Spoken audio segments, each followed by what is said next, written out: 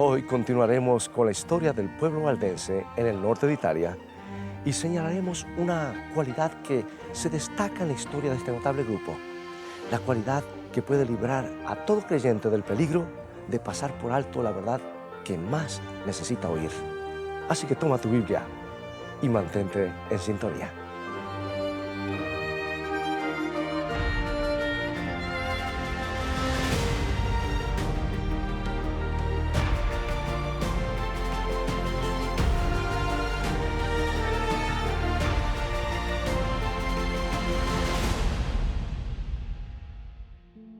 Hoy día los valdenses suman unos 30.000 creyentes en todo el mundo. Esta es la casa de las asambleas del sínodo, es decir, la sede del movimiento. En ella se congregan los miembros provenientes de toda Europa. Se encuentra aquí en Torre Pellice, en medio de la belleza de los Alpes del norte de Italia. Los valdenses se destacan por varias razones.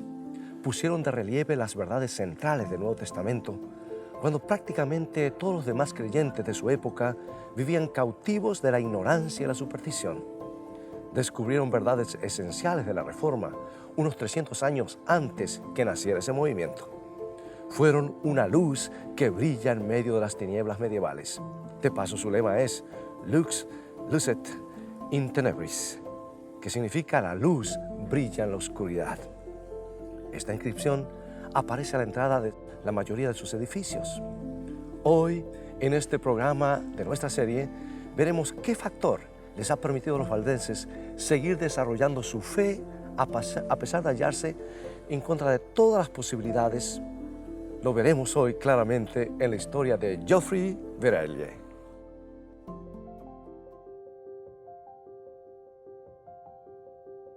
Cuando Geoffrey era un joven sacerdote en los valles que albergan a los valdenses, ministraba a la gente de esta aldea y era pastor de esta misma iglesia. El padre de Geoffrey, el capitán Verelje, se distinguió durante la cruzada que el Papa Inocencio VIII organizó contra los valdenses en 1487. Fue uno de los comandantes de las tropas que combatieron aquí contra los herejes. El capitán daba por sentado que actuaba en defensa de la fe verdadera. Su hijo, Geoffrey, se convirtió en un joven brillante que en 1522 comenzó su preparación para el sacerdocio. Pronto llegó a dominar la teología y resultó ser elocuente en el púlpito. Los funcionarios de la iglesia creían que Geoffrey podría serles útil en sus esfuerzos por contrarrestar la reforma protestante que comenzaba a sacudir Europa. Por lo tanto, Geoffrey fue elegido para una misión especial junto con otros 12 sacerdotes. Se dedicarían a visitar las principales ciudades de Italia y a restaurar la fe en la iglesia de Roma y sus doctrinas. Así que los 12 misioneros comenzaron a estudiar las creencias de los reformadores principales y los argumentos bíblicos que se usaban para respaldarlas. Eventualmente, Geoffrey y sus amigos tuvieron que admitir que los reformadores sostenían ciertas ideas muy sólidas. De hecho, cuanto más estudiaban, con mayor claridad comenzaron a ver las doctrinas cristianas desde una perspectiva diferente. Los sacerdotes siguieron predicando de ciudad en ciudad y llamando a la gente a volver a la verdadera iglesia. Pero ahora se encontraron abogando por una fe que no era exactamente la que la iglesia había establecido. A oído de sus patrocinadores en Roma, comenzaron a filtrarse informes según los cuales estos sacerdotes se habían infectado con la herejía. Parecían estar defendiendo creencias que habían sido enviadas a combatir. Los funcionarios de la iglesia, indignados, los arrojaron en la cárcel. Geoffrey Verelje fue sentenciado a 5 años y durante su reclusión, Geoffrey siguió estudiando y sus convicciones se arraigaron aún más. Llegó a creer que la iglesia que amaba, la iglesia que su padre sirvió, la iglesia que él mismo ansiaba servir, había perdido el rumbo en su interpretación del Nuevo Testamento. Pero Geoffrey no llegó al punto de darse por vencido y abandonar la iglesia. Todavía esperaba que la tradición pudiera ser puesta en línea con lo que dice la Biblia. Por su parte, los funcionarios eclesiásticos todavía esperaban que el joven y brillante sacerdote pudiera ser persuadido a trabajar en favor de Roma. Y con ese propósito, le dieron un trabajo en Francia. Le asignaron el puesto de asistente del representante papal en la corte del rey. Francia, sin embargo, puso a Geoffrey en contacto con una cantidad todavía mayor de ideas relativas a la Reforma. Y luego le llegó allí la noticia de una masacre valdense en Provenza. El pobre Geoffrey sentía el corazón desgarrado. La iglesia que él siempre había querido exaltar parecía ahora estar empapada con la sangre de sinceros creyentes.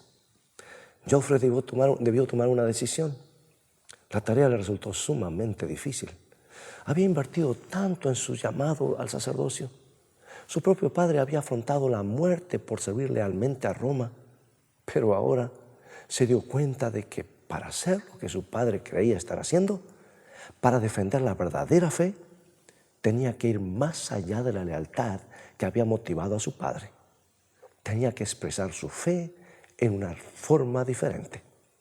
Y Geoffrey renunció a su trabajo en París y secretamente se dirigió a la ciudad de Ginebra. En ese momento se la consideraba un foco de herejía, pero Geoffrey entró en esta escena polémica a la edad de 50 años y llevó a cabo estudios en las escuelas de los reformadores. Y con el tiempo fue ordenado pastor evangélico.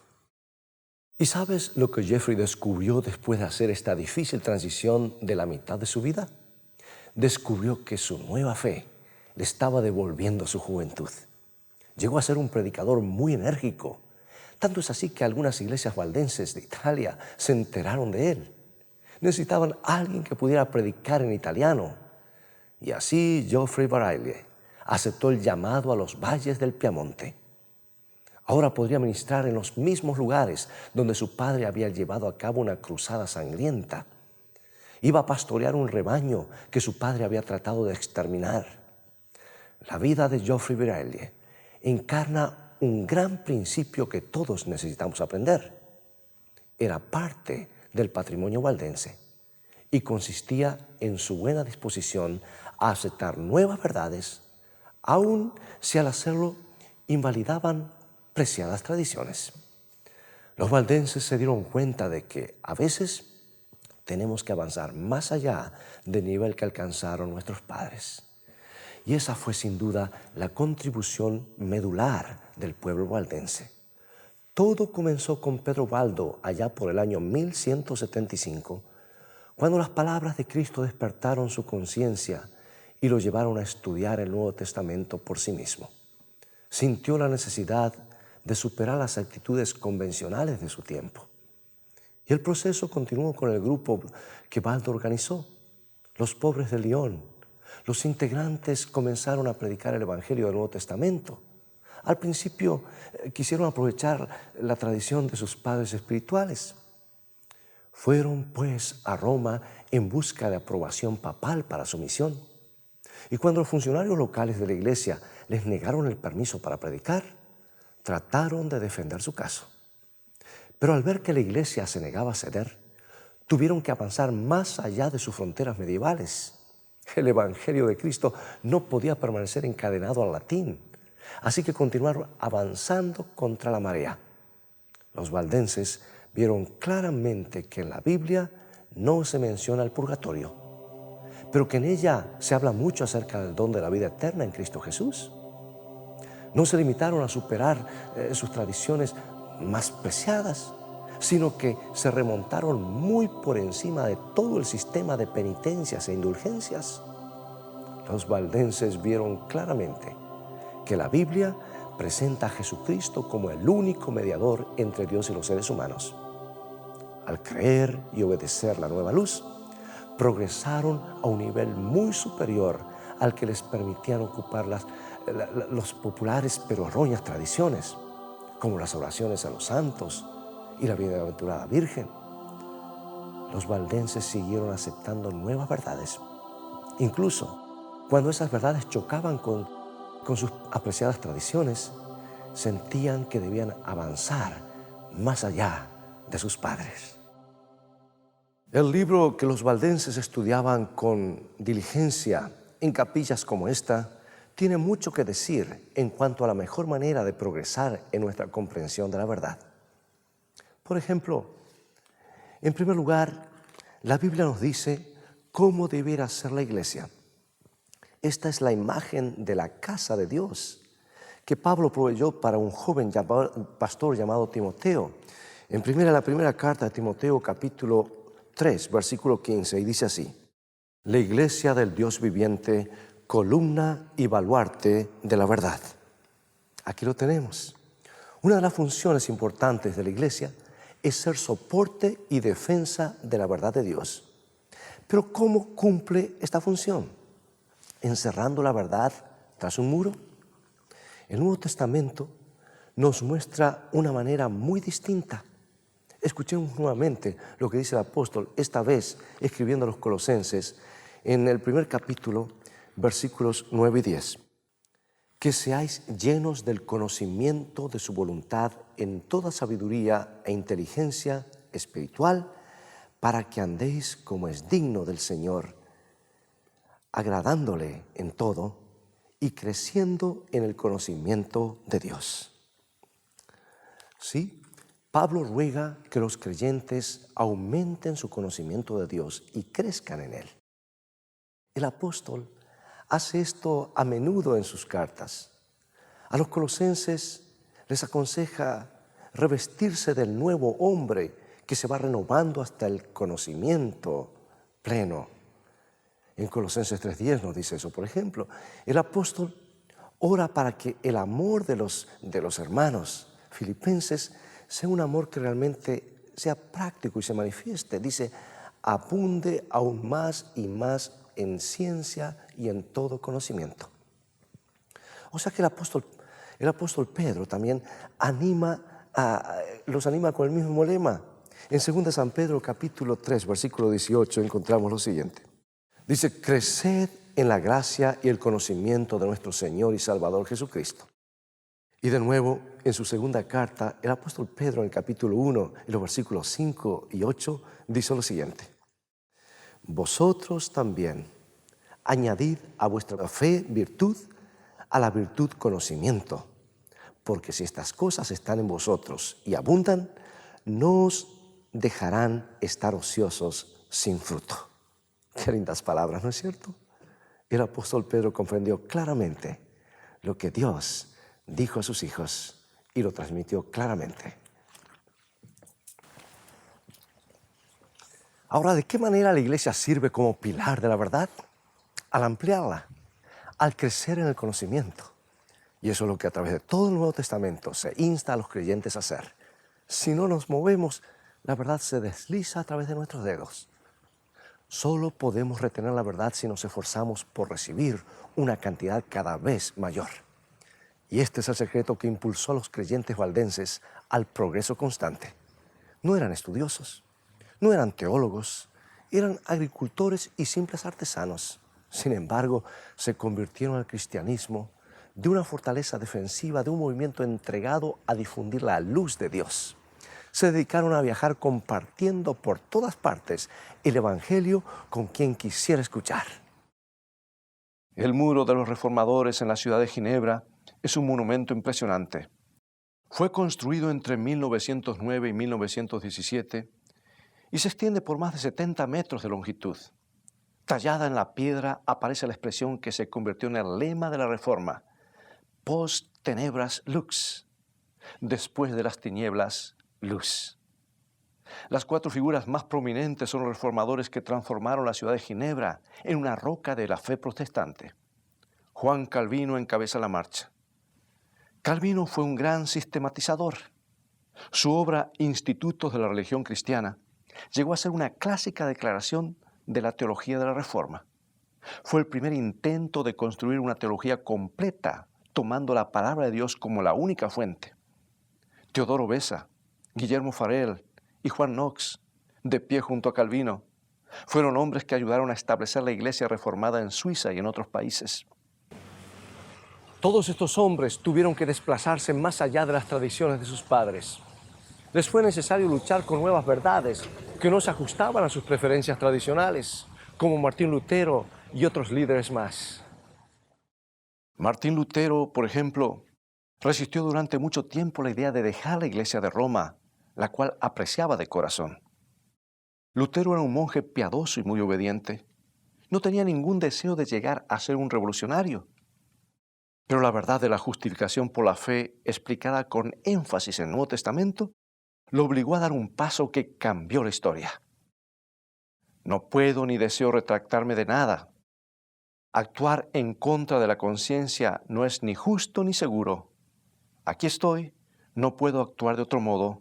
Que Dios me ayude. Amén. Por desgracia, vemos aquí lo que puede suceder con el paso del tiempo. Los revolucionarios se convierten en estatuas. La palabra viviente queda tallada en piedra. Un movimiento se convierte en un monumento.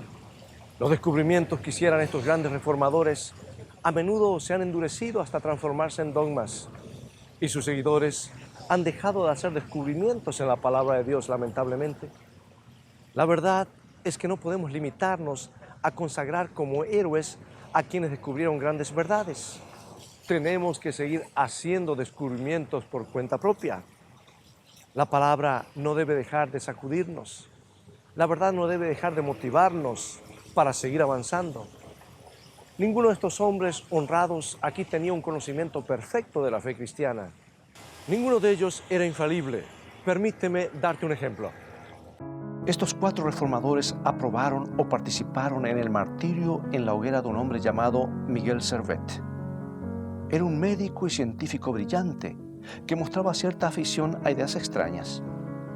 Servet llegó a esta ciudad buscando refugio de la Inquisición. Había publicado un libro atacando la doctrina de la Trinidad por considerarla un obstáculo innecesario para la conversión de los judíos y musulmanes. Bueno, Servet halló aquí que a los calvinistas sus creencias le disgustaban tanto como a los católicos. El consejo de la ciudad trajo a este hombre a juicio y lo acusó ante la ley del Sacro Imperio Romano, el antiguo Código de Justiniano, que prescribía la pena de muerte para cualquier persona que negara la Trinidad. Y Servet fue hallado culpable. Calvino pidió que el consejo no lo condenara a ser quemado, sino que simplemente lo ejecutara. Pero Servet fue consignado a la hoguera. La tragedia es que los hombres que predicaban aquí en el famoso auditorio de Calvino, el Salón de Conferencias Protestante de Ginebra, aprobaron esta ejecución. Los mismos eruditos que exponían los aspectos profundos de la justificación por la fe fueron capaces de exigir la muerte de alguien que no compartía sus puntos de vista sobre la Trinidad. Es cierto, Ginebra nunca fue testigo de los horrores de la Inquisición, pero algunos de los reformadores podían ser feroces en sus ataques. Teodoro Beza, por ejemplo, hizo el siguiente comentario acerca de la muerte de Servet en la hoguera. ¿Qué mayor delincuencia, qué crimen más abominable se podría encontrar entre los hombres que la herejía? Parece imposible hallar una tortura lo suficientemente grande para la gran enormidad de tan mala acción. Bueno, la verdad es que esos reformadores que habían redescubierto tantos principios bíblicos maravillosos estaban ahora totalmente equivocados en este punto. Ellos no lograban ver cómo esa ejecución contradecía el Evangelio de la gracia. Pero hubo al menos un hombre que sí lo hizo.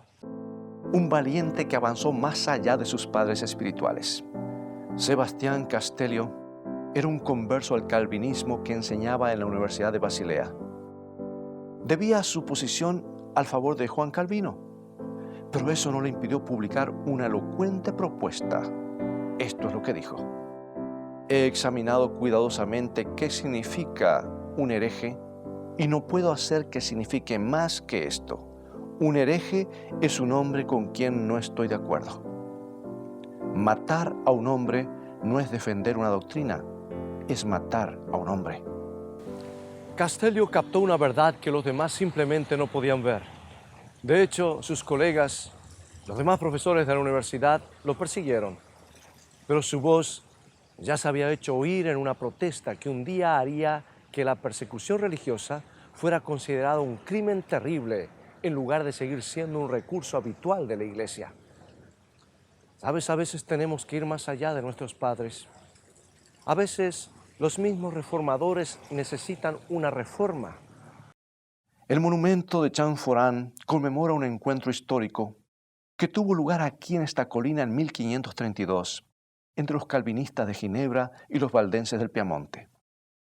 Guillermo Farel asistió con el fin de explicar las doctrinas de la Iglesia, así como sus reglamentos administrativos. Se hicieron algunas concesiones. Los valdenses esencialmente acordaron unirse a la Reforma.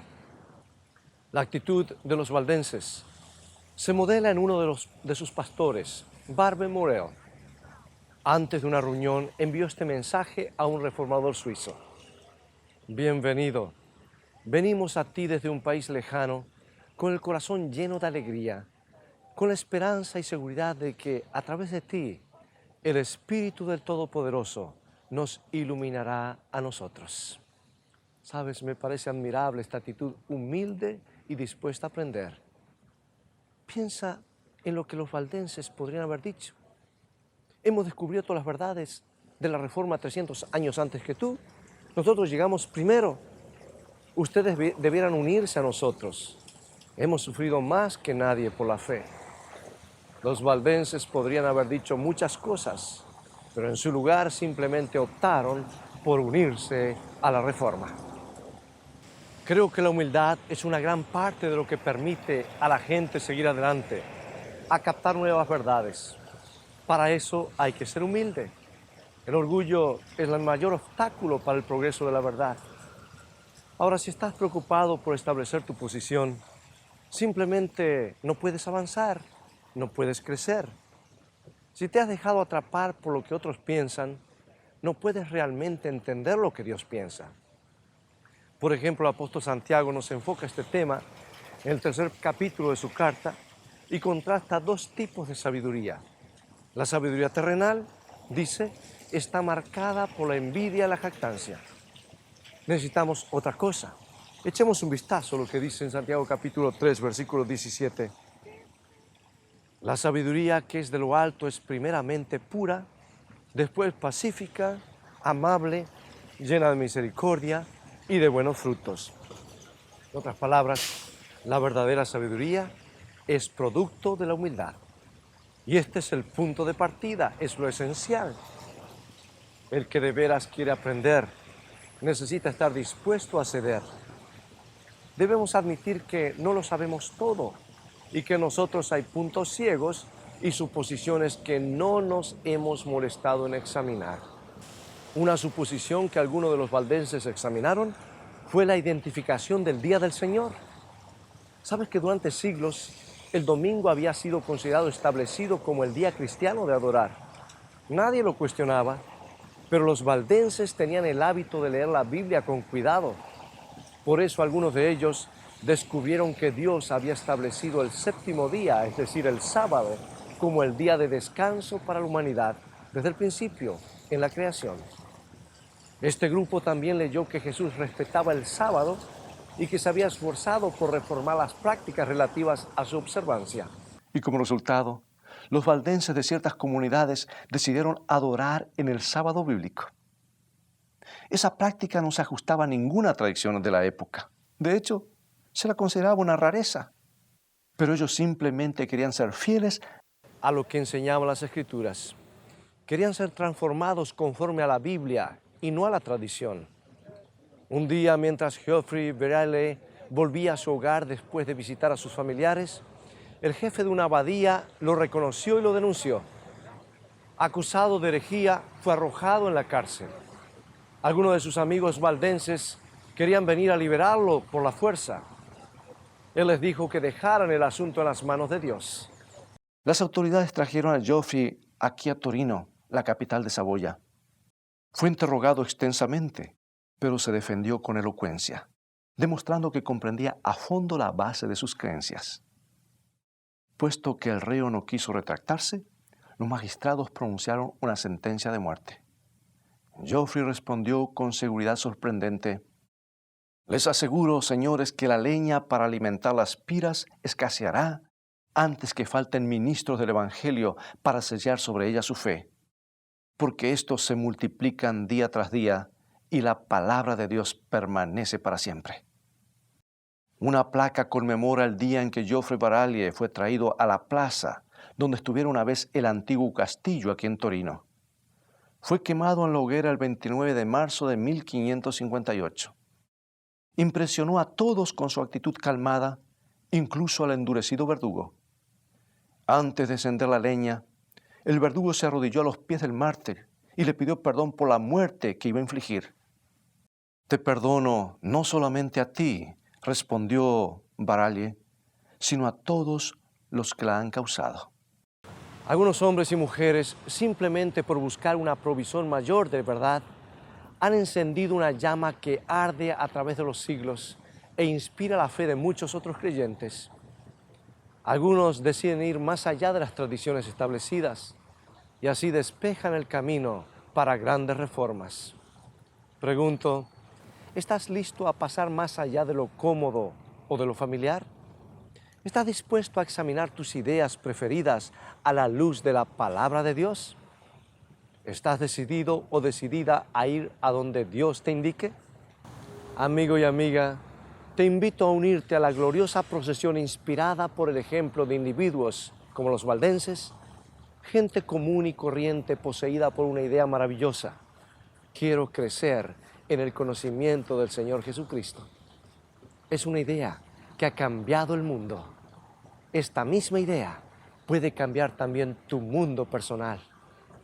¿Te gustaría decir, Jesús, yo quiero abrir mi corazón a ti?